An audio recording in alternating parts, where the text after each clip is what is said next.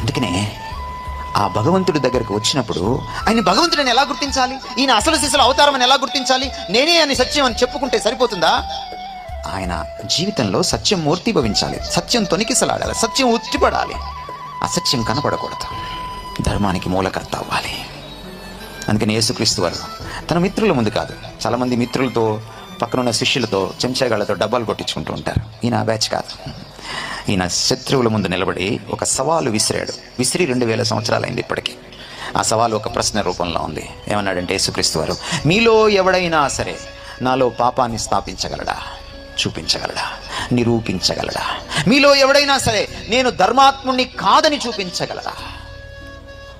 2000 సంవత్సరాల తర్వాత కూడా యేసుక్రీస్తులో తప్పు పట్టలేని పరిస్థితి. అది అవతారం అంటే. అందుకనే నేనే సత్యం అన్నాడు ఆయన. ధర్మ సంస్థాపన